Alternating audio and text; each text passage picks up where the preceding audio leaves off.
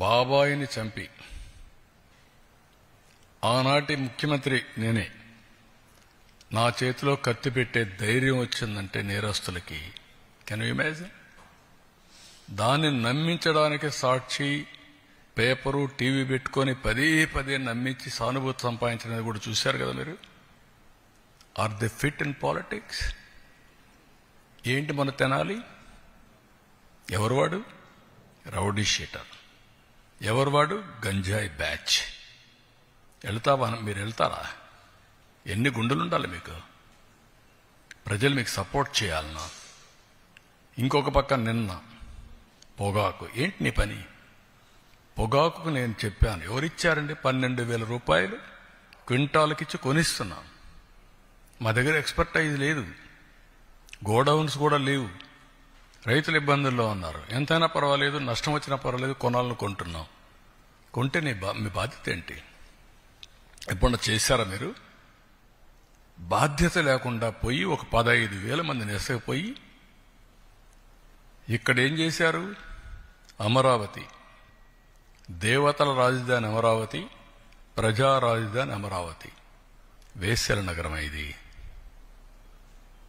ఎంత కొవ్వెక్కుందండి మీకు?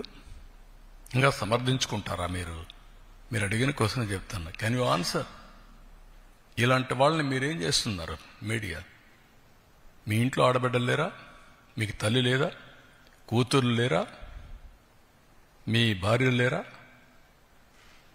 What are you talking? మనకు బ్లడ్ బాయిలింగ్ కాలేదా? ఇలాంటి వాళ్ళు నిన్న దాన్ని డైవర్ట్ చేయడానికి పోయి గొడవ చేస్తారా మీరు? ఈ ఇష్యూని డైవర్ట్ చేయాలా? దీనికి ఏం చేయాలి?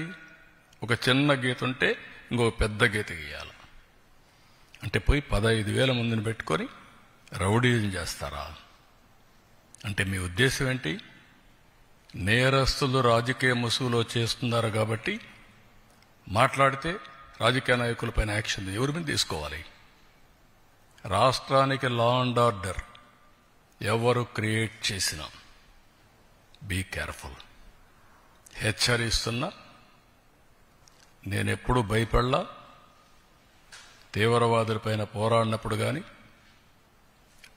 ముఠా నాయకులపైన పోరాడినప్పుడు కానీ, కమ్యూనల్ వైలెన్స్ని అణిచివేసినప్పుడు కానీ ఒకటే ధ్యేయం, పబ్లిక్ సేఫ్టీ.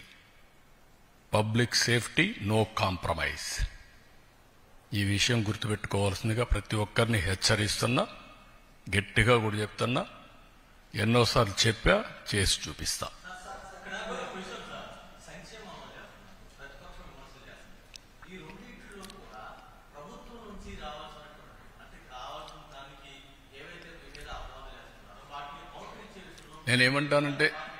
నేనేమంటానంటే లాజిక్ లేని వాళ్ళు, కనీసం ఒక పద్ధతి లేకుండా విమర్శిస్తే దానికి మీనింగ్లెస్. నేను అడుగుతున్నా సమాధానం. నేను 4 పిల్లలకి ఇస్తున్నాను కదా, మీకంటే 3-4 వేల కోట్లు ఎక్కువ ఇస్తున్నాను కదా, 12,000 కోట్ల రూపాయలు ఎక్కువ ఇచ్చాను కదా. ఒక ఎన్టీఆర్ భరోసాలో అన్నా క్యాంటీన్లు పెట్టాం కదా. 6,500 కోట్లు అదనంగా నేను రైతుకు ఇస్తున్నాను కదా. అదే సమయంలో 90% డ్రిప్ ఇరిగేషన్ ఇచ్చాను కదా. అదే సమయంలో ఎక్కడ ఎంఎస్పి ప్రాబ్లం ఉంటే అక్కడ కొంటున్నాం కదా. కోకో కొన్నాం కదా. మ్యాంగోకు 4 రూపాయలు కేజీకి ఇస్తున్నాం కదా. పొగాకు కొన్నాం. ఇవన్నీ కూడా మీరు గుర్తుపెట్టుకోవాల్సింది. కొంతమందికి విష ప్రచారం చేసి, రౌడీజం చేసి, దౌర్జన్యం చేసి పెత్తనం చేయాలనుకుంటున్నారు. ఆ ఆటలు నా దగ్గర సాగవు. నేను ఐఎమ్ వెరీ క్లియర్. మళ్లీ చెప్తున్నా, మీ ద్వారా ప్రజలకు కూడా చెప్తున్నా. ఇంతవరకు నా మంచితనాన్ని చూశారు.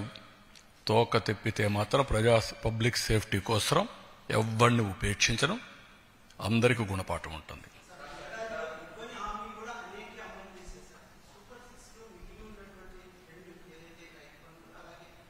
రైతు బంధుని చెప్తాను. అందుకే రైతు ఇచ్చేది ఈ అన్నదాత సుఖీభవ 20వ తారీఖున గవర్నమెంట్ ఆఫ్ ఇండియా ఇస్తారు. ఫస్ట్ ఇన్స్టాల్మెంట్ మేము కూడా ఆ రోజు ఇస్తున్నాం. రేపు ఈ నెలే. రెండోది ఆగస్టు 15న ఆర్టీసీ ఉచిత ప్రయాణ సౌకర్యం కూడా ఉంటుంది. ప్రిపరేషన్స్ అవుతున్నాయి. ఆ రోజు లాంచ్ చేస్తున్నాం. ఆడబిడ్డనిది P4కి లింక్ చేశాం. ఉద్యోగాలు పెద్ద ఎత్తున ప్రయత్నం చేస్తున్నాం. స్కిల్ డెవలప్మెంట్గా నిరుద్యోగులుంది లింక్ చేస్తాం. కాబట్టి 6 సూపర్ 6 అయిపోయినాయి. గుర్తుపెట్టుకోండి. ఇంకెవడన్నా సూపర్ 6 మాట్లాడితే అతనికి నాలుక మందం తప్ప ఇంకోటి కాదు.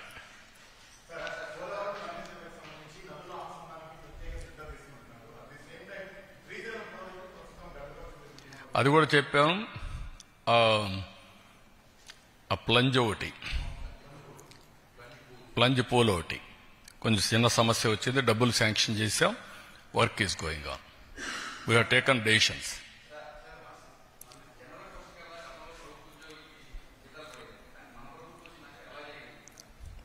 నేను ఒకటి కాదు, మీరు గుర్తుపెట్టుకోవాల్సింది ఇబ్బందులు చాలా ఉన్నాయి. దిగమింగి అనునిత్యం రోజుకు 1 గంట అయినా నేను ఫైనాన్స్లో కూర్చొని మాట్లాడుకుంటున్నాం.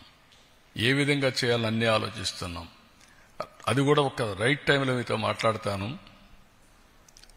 ఒక 11 సీట్లతో బుద్ధి చెప్పిన తర్వాత కూడా బుద్ధి మారకుండా ఏ విధంగా వీళ్ళు అడ్డపడుతున్నారో రైట్ టైంలో I will place before you with documentary evidence.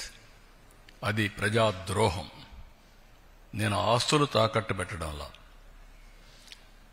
మద్యం ఆదాయాన్ని తాకట్టు పెట్టడంలా, కానీ ఒక క్రెడిబిలిటీతో ఎక్కడ కూడా సంక్షేమం ఆగకూడదు.